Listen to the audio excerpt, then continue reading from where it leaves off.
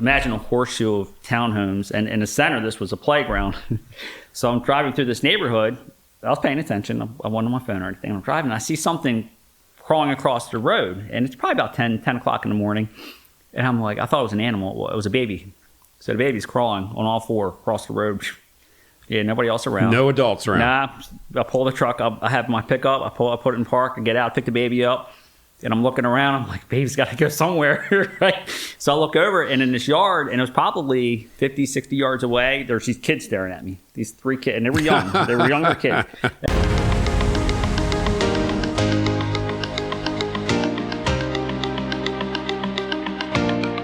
Hey, Bob Carr here with another episode of the Bob Carr Show. And after 6 months and 3 attempted lawsuits threatening to get this young man in, Mr. Dave from Ultimate Flooring is in the house. Mr. Dave, thank you for coming in and thank you for sharing having some me, of your Bob. wisdom today. Thank you for having me. Pleasure being here. So what's happening in the flooring world? Flooring world. Still feel like demand is high. Demand is high. You make the demand. Come on. High, yeah. LVP flooring, of course, still the rave. Waterproof flooring, very popular.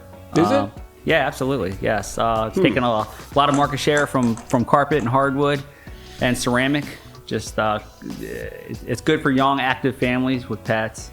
Do you remember when you were a lot younger and you did hardwood floor for one of my homes? Remember? I do, yeah. You stayed late that night and knocked it out yourself. I'm still in pain from that. I know my knees from installing that over from my back. Yeah, I remember that. So you were in your 20s back then. What got you into, how did you learn actually doing hardwood yourself? So I was in high school, started working part-time. I got to the age where I could work, and my father would, actually before I drove, my dad would drop me off at houses. He would drop you off at houses? Come on. True story, with a van load of carpet and pad. And just told you to get to work? Yeah, basically, so we take the carpet out, we leave it there, but I wasn't an installer at the time, but he would pay me to install a tack strip and a pad in the homes. So what a great learning experience. 3 or 4 hours. So. Yeah, I was probably 14 years old, 15, and dropped me off at the house. I was for like 4 or 5 hours. This is occupied home or just for new builder? Construction? The new construction. For coach homes, typically, yeah. So we'd have the key, had a master, so he'd open it up on Saturday, Sundays, or and you'd get to I was work. in school during the week, so. I got you. So it was a good way to learn. Yeah, now looking back, I think he took advantage of me. Yeah, I probably should have got paid more, but I can't go back. So you learned a lot. Yes, I did. So that's what makes you successful now, because you know a job from A to Z. Mm-hmm. You just didn't start in sales. You started. Yes, definitely beneficial. Yes, I got you. Absolutely. I got you. It's hard for the guys to bluff you if they say one thing and you know better. So tell us a little bit. I know you just moved into a new location. I haven't been by there yet. Your old one was packed with all kind of samples. Are you in a bigger location or smaller? Or? We are. I would say it's larger. We're in Odenton, so we made a move. Our lease was up, and we were in that location for 15 years, and we just needed a larger warehouse as well. So an opportunity came along for a piece of property, so we jumped on it. You know what I was surprised about when I was in there last year when you came over and did my new home, and you said come over and look at the samples, how much sample material you have in your showroom. See, I thought everything would be online, but I guess people still want to come in and touch and feel and look. And they do, absolutely. So there are outfits out there that do shop at home where they bring samples to the home. I feel like that limits a customer, and I draw a comparison to furniture. Like, you wouldn't want me to come in and try to sell you a couch. It's a long-term investment, so you should see all your options. So, but we still get some customers that don't want to come in.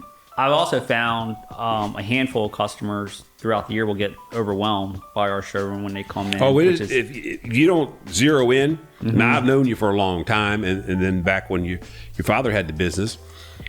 So I know from different things you guys taught me over the years to stay focused on. Mm-hmm. And so I try to come in with blinders almost, because don't go crazy in there. And then when I brought Ann over, my wife, she was like, wow. It was like a little kid in a candy store. Because, you talk about greens, you can look greens for, seems like days in there, but you got to stay with certain profiles of what you're looking for, because it can be overwhelming. Yes. But the good thing is, though, you can always find what you want in your store. Correct. I feel like you need enough for customers to choose from. It's hard. You don't want too much. You don't want not enough. So it's a balance. But I feel like this showroom is better because the ceilings. Our last space, real high ceilings, and it was more open. This is a little bit. I'm more comfortable in the showroom actually myself. So the feedback has been it's better. The return customers that have seen both locations seem to like the new one better. Oh, good. So, okay. And it's separated, so there's vinyl plank in one area, separated by carpet down the center, then hardwood flooring on the other side, and tile in its own separate section in the back. So it helps. I think sometimes we take it for granted because we know the lay of the land versus somebody that's just walking in and they're just like, where do I start? But I gotcha. Yeah. So tell us a funny story. We were talking about that earlier. Tell us one of the funniest stories you guys doing a job. I had two. I'll tell you the first one. So this is probably about 7 or 8 years ago. Going to a measurement in Odenton. I was in a townhome community, and so imagine a horseshoe of townhomes, and in the center this was a playground. So I'm driving through this neighborhood. I was paying attention. I wasn't on my phone or anything. I'm driving. I see something crawling across the road, and it's probably about 10 o'clock in the morning. And I'm like, I thought it was an animal. It was a baby. So the baby's crawling on all four across the road. Yeah, nobody else around. No adults around. Nah, I pull the truck up. I have my pickup. I put it in park and get out, pick the baby up.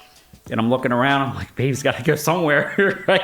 So I look over, and in this yard, and it was probably 50, 60 yards away, there's these kids staring at me. These 3 kids, and they were young. They were younger kids. And I'm like, I bet the baby. So I walk. This baby had come down out of the yard, down this little hill, over the sidewalk, off the curb, and was going to the playground.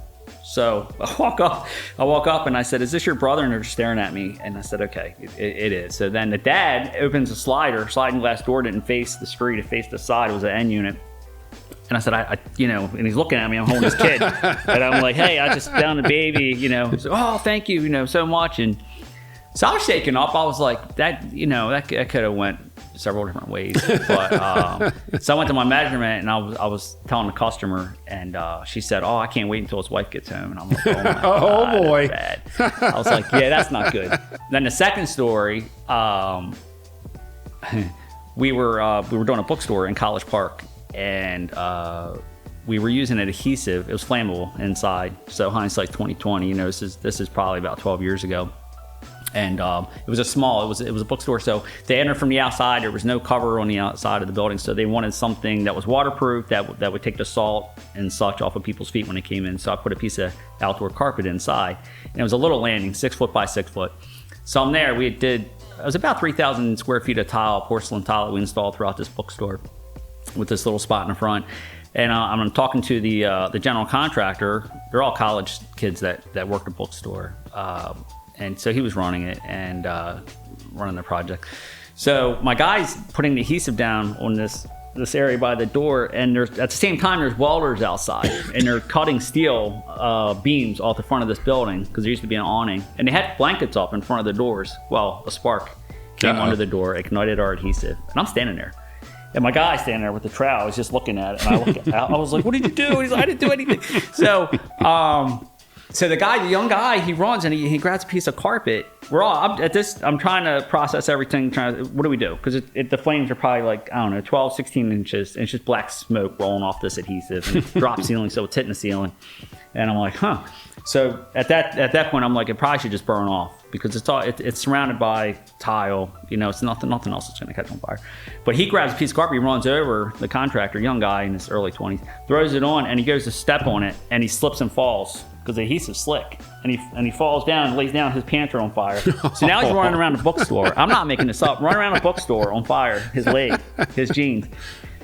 I run after him. I put him. To this day, I don't know how to burn myself. And I pat him. I pat him out. And there was video cameras in the bookstore. So the owner calls about 10 minutes later. He's like, "What's going on?" The guy's name was Joe.